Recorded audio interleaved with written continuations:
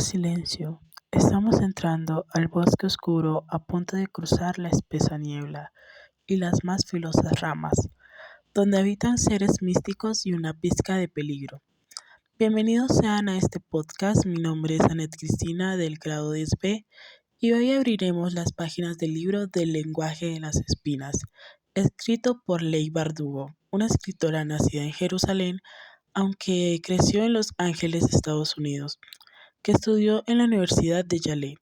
Trabajó en distintos oficios, como el periodismo y el maquillaje de efectos especiales.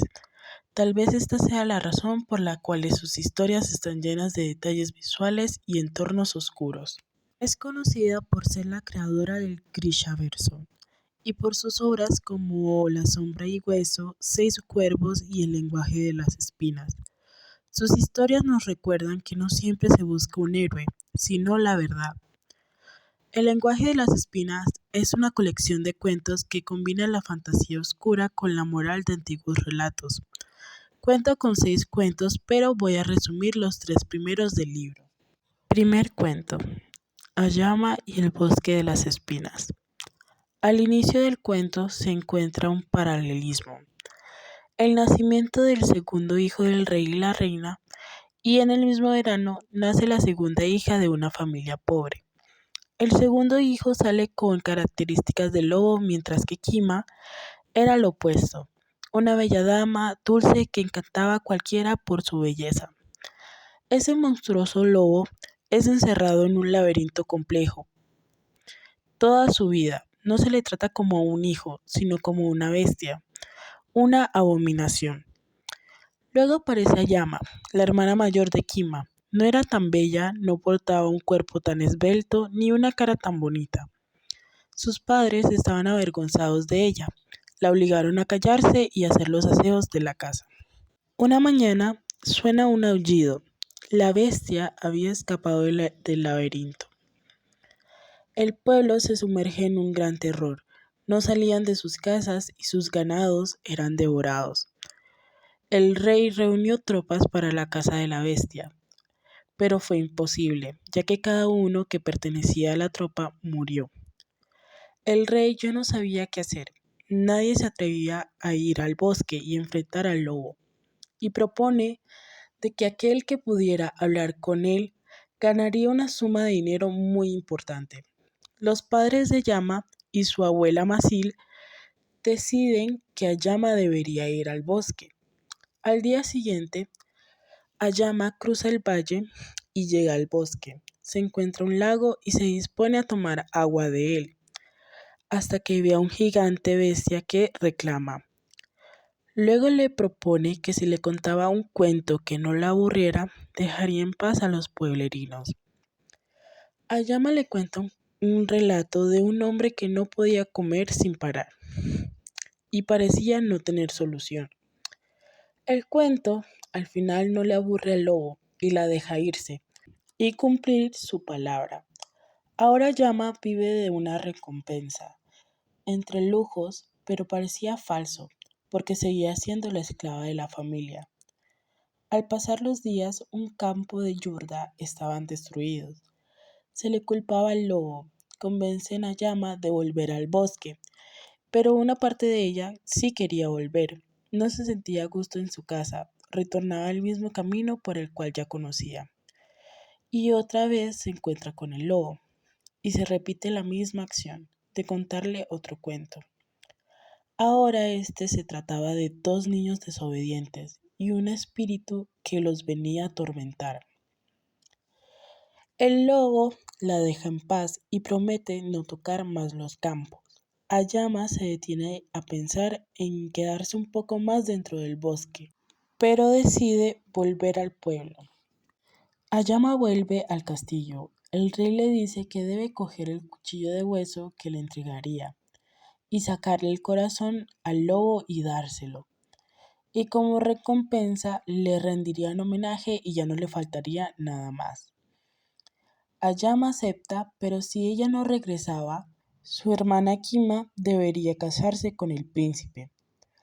Ayama se adentra a las sombras del bosque y por tercera vez se encuentra con el lobo. Este le ofrece de contarle un cuento. Ahora este se trataba de tres hermanas. Dos hermanas salían todas las noches a beber y a bailar, mientras la otra se quedaba cocinando. De repente se les aparecía un extraño pájaro. Ayama confiesa, después de terminar el cuento, su misión y pensó que el rey encarceló a un monstruo en lugar de criar a un hijo, y lo culpaba del sufrimiento del pueblo, y no hacía nada para aliviarlo.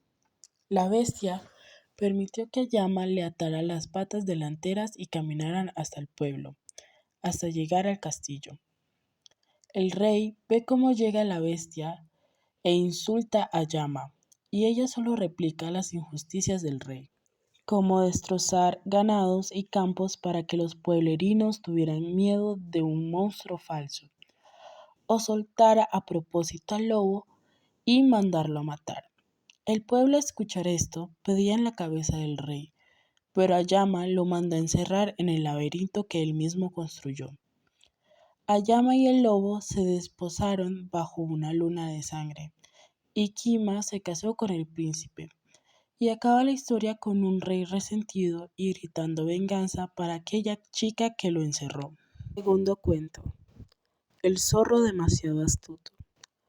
Una madre se recupera de parir a su camada.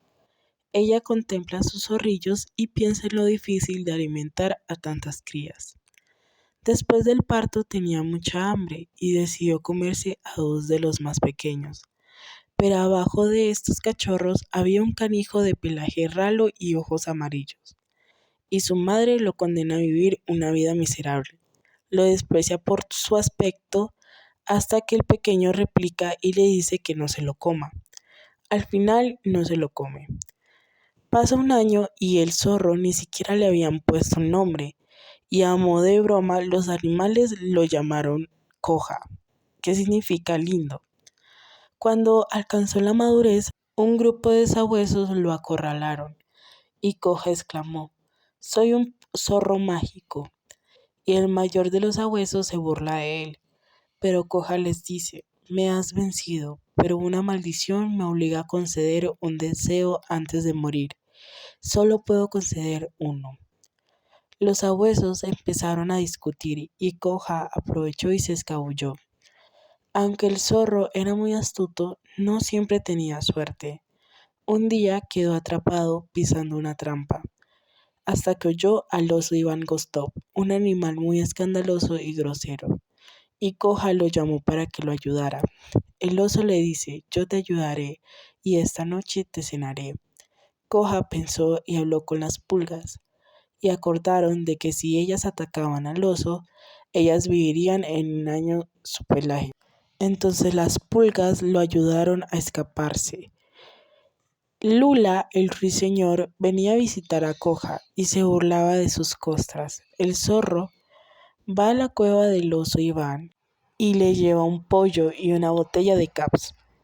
Y compartieron una cena y ahí se vuelven muy amigos. Lula vuela y ve un hombre corpulento y muy alto. Era Lev Yurek, que ha llegado a Polspot, un cazador que iba de aldea en aldea desangrando los bosques hasta dejarlos secos. Él tenía una hermana, se llamaba Sofía, que portaba un abrigo lleno de pieles de animales cazados por su hermano, como si fuera un trofeo. Habían alquilado una casa e hicieron una gran cena.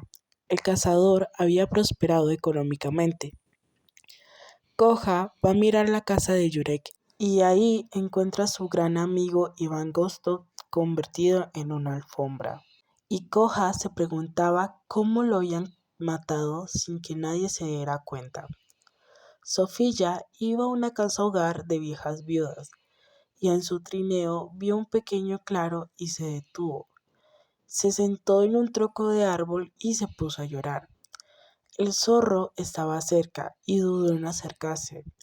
Ella le avisa al zorro de que debe marcharse, o de lo contrario su hermano llegaría. Coja entabla una conversación y la hace reír. Pasan los días y vuelve a salir Sofía y a sentarse cerca del claro a llorar. El zorro, para levantar el ánimo, cuenta de sus experiencias y pasan un buen rato hablando. El zorro le pide que le cuente de su hermano, pero ella le dice que mañana volverá a hablar de él. Al día siguiente, Coja espera oculto hasta que aparece Sofía. El zorro le pregunta si su hermano tiene un amuleto o un objeto de valor. Ella le responde que sí, un saquito atado a la correa de su reloj. El zorro deduce que quien se lo había regalado era una bruja, y esto le permite entrar en el bosque con tanto sigilo. El zorro le propone a Sofía que robara ese amuleto, pero parecía una misión muy difícil. Llega el otro día, Sofía se acerca y le muestra al zorro de que ha conseguido el amuleto. Sofía le confiesa al zorro de que no volverá a su antiguo pueblo, que se quedará para ver la nieve, y le pidió que repitiera la historia de los sabuesos que tanto le gustaba. El zorro se sentía muy feliz. Despierta Coja con el cuchillo de Sofía en el vientre. Sofía le admite que es una cazadora, que pocos no se resistían y mostraban pena al verla llorar, y que su hermano solamente se ahogaba en botellas. El cuchillo se hundió más, mientras ella se burlaba de su ingenuidad al no notar su trineo que siempre estaba pesado. El zorro pide auxilio, algo que nunca había hecho. Llega Lula y le picoteó los ojos a Sofía, y así pudieron escapar. Sofía sale del bosque ciega. Su hermano la envía a la casa de las viudas y el zorro no pudo curarse del todo. Pero ahora empezó a ser más cuidadoso con los humanos, y ya no se burlaban de él. Ahora el zorro y el ruiseñor vivían juntos. Lula había burlado una parte del orgullo del zorro, dejando saber que ella también era una sabia. Tercer cuento. La bruja de Duba. Hubo un tiempo en que los bosques de Duba desaparecían muchachas. Ya pasaron muchos años. Madres advertían a sus hijas de tener precaución. En ese pequeño pueblo vivía Nadia, con su hermano Jabel, su padre Maxim, que era un carpintero, y su madre.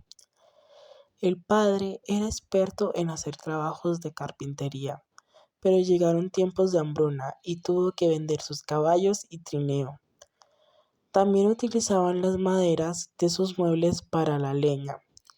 La madre de Nadia estaba enfermando, ya no se le apetecía comer, solo quería los bizcochos que hacía su vecina Karina.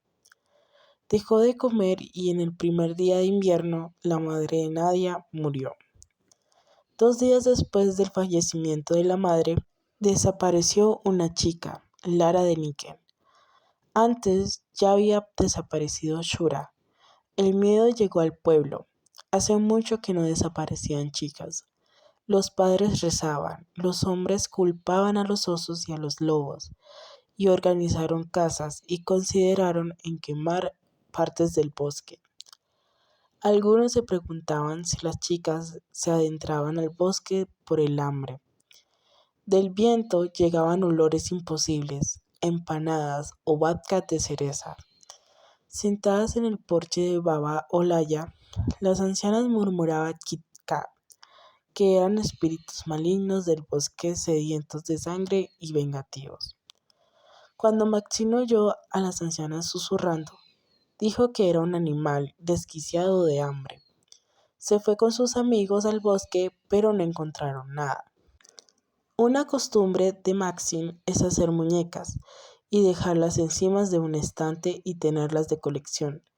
Al principio eran para Nadia, pero Nadia fue creciendo y ya no le interesaban esas muñecas. En el funeral de la madre de Nadia estaba Karina, observando fijamente a su padre. De pronto, Karina aparecía muy seguido, le regalaba alimentos y caps al Maxim. Le decía que tenía que tener a alguien que lo cuide.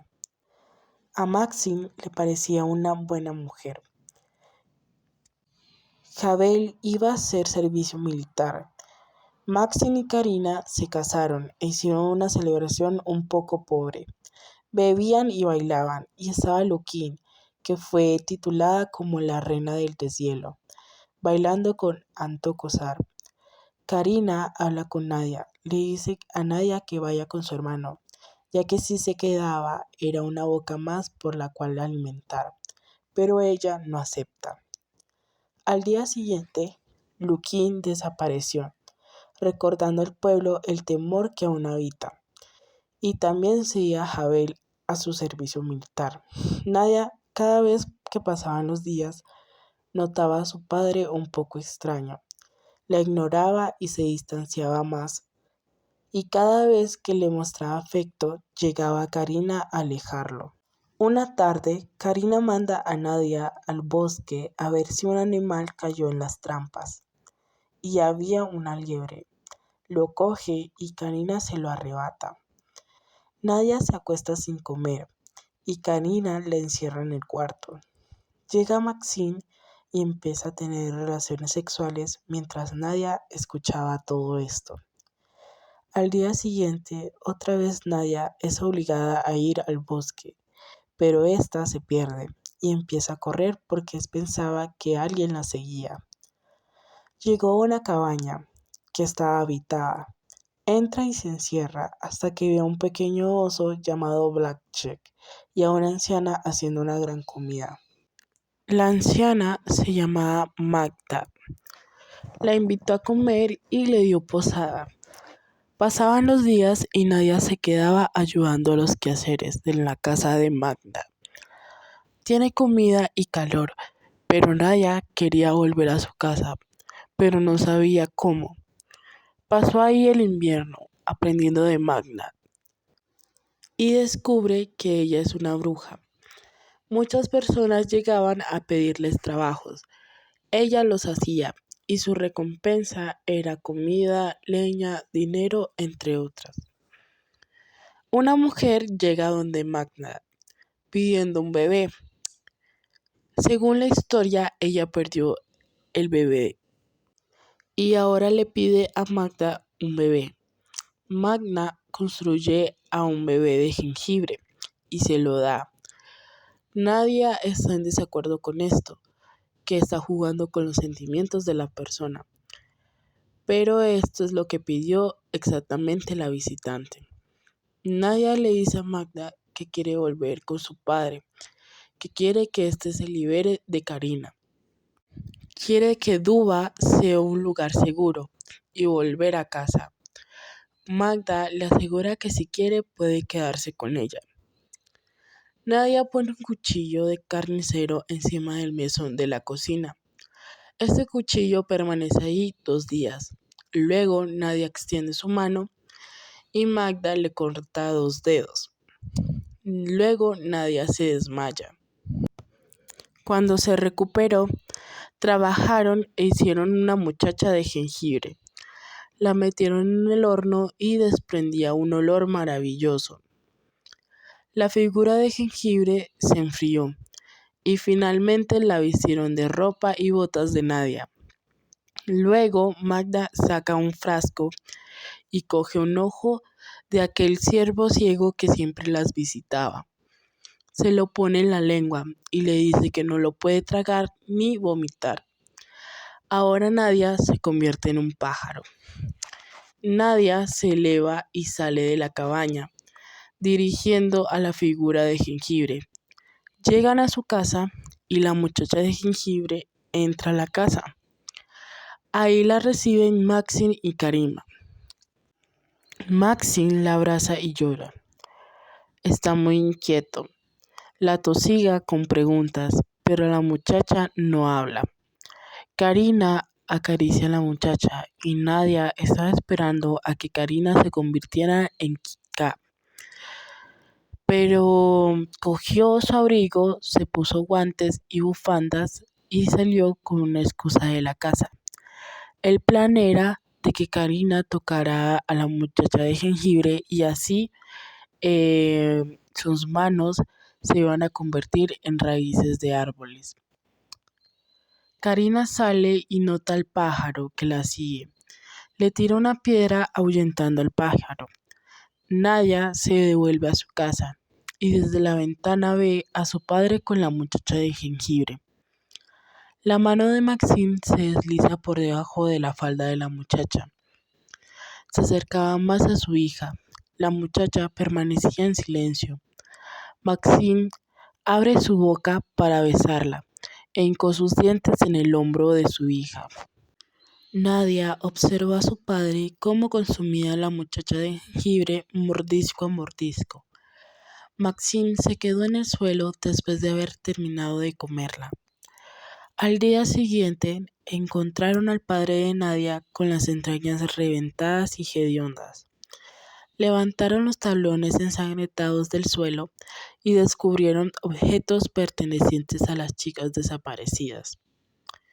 Nadia volvió con Madcap y pensó en Karina, la cual hizo todo para salvarla.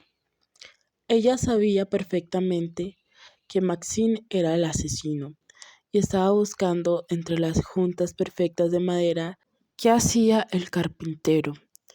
Los cuerpos de las chicas no se encontraron y quisieron quemar el cuerpo de Maxine, pero lo enterraron en un terreno pedregoso.